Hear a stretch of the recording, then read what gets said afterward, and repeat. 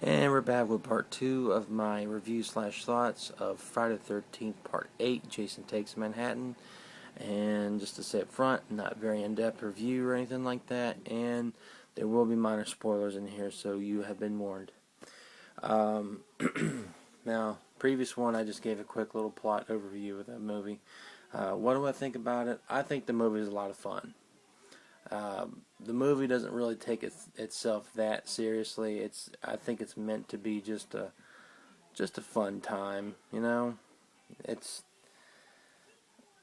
people complain that in this movie, or the main complaint I always hear is it takes the majority of the time on a boat, a cruise ship, and then a very small amount into New York City, or aka Vancouver. Now, believe it or not, I actually like the boat scenes, almost to the point I wish they just stayed on the boat, because from what it sounds like, that's all they can really afford, so why not just base it on a boat?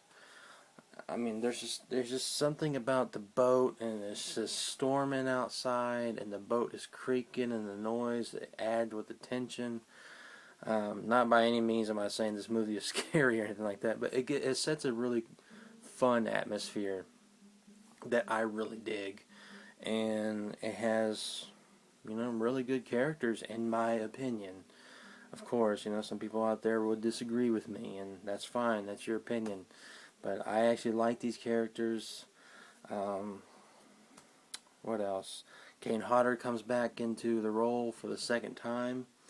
Um, Ironically enough, um, Ken Kersinger was going to play Jason in this one, or he was attempting to get the role, but Kane, heard through the grapevine they're making another one and talking about hiring a stuntman from Canada, and he stepped up and said, "Hey, I want to do it too," and they gave the job to Kane.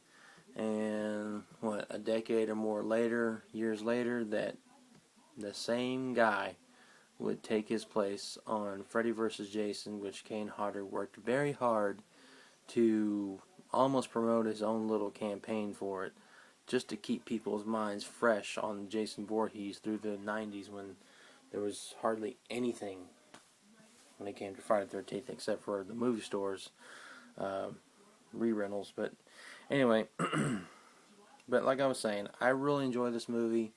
I like believe it or not, some people hate this too, but I actually like the look of Jason in this movie. Is it the best? No. Part 7 is the best.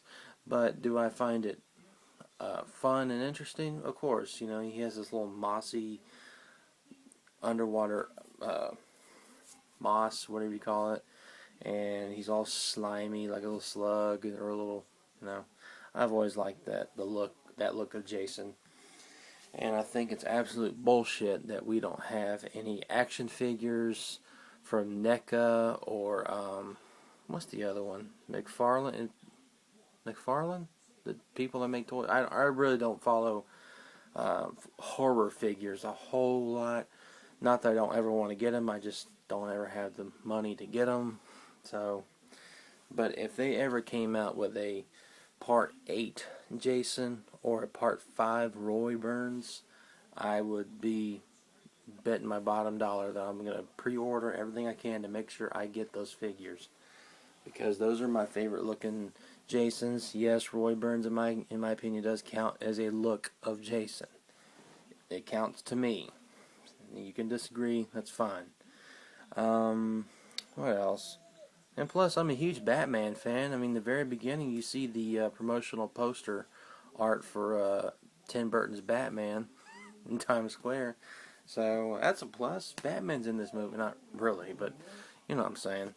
Um, what else? It just has a fun atmosphere. I think, in my opinion, that Kane Hodder gives his... I'm going to go ahead and go on a limb. I'm going to say I think he gives his best performance in this one, or one of his best performances. You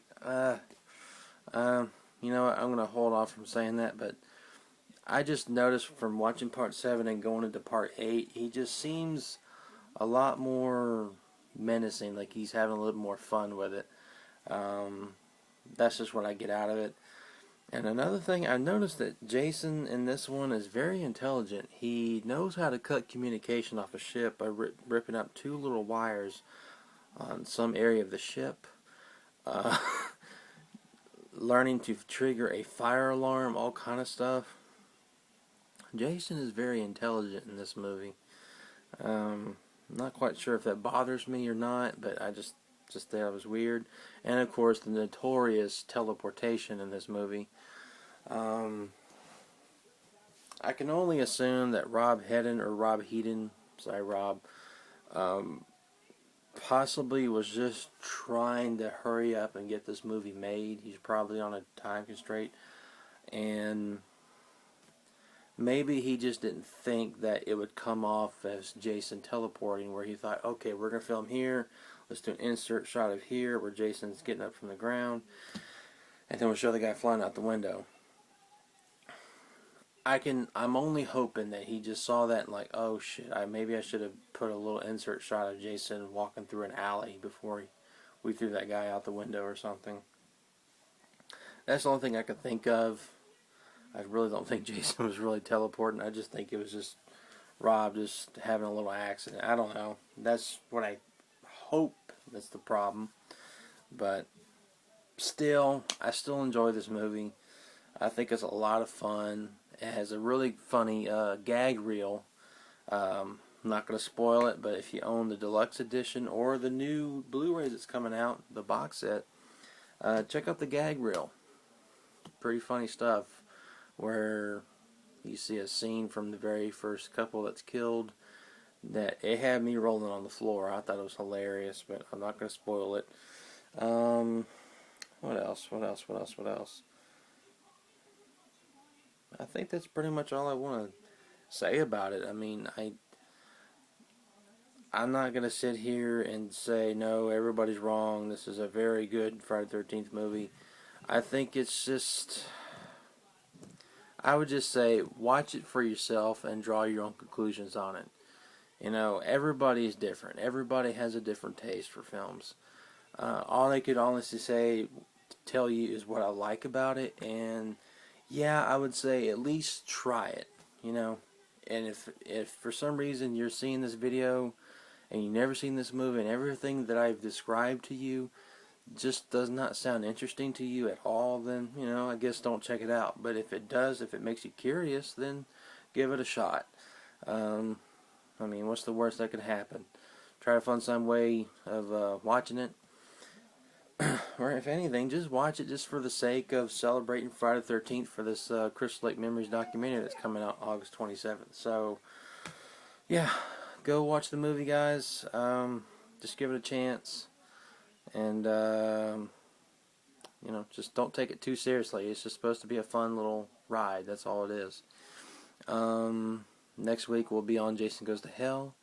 And, again, I appreciate everybody out there giving me support and commenting on my videos, giving me likes and everything, and just at least watching my videos. I really am very happy for that and very grateful. Thank you very much for everybody that's out there subscribed to me.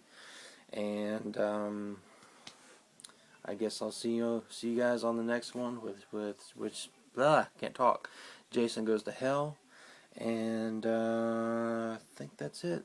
Alright, well, everybody, have a fantastic weekend, and I will see you next week. Adios.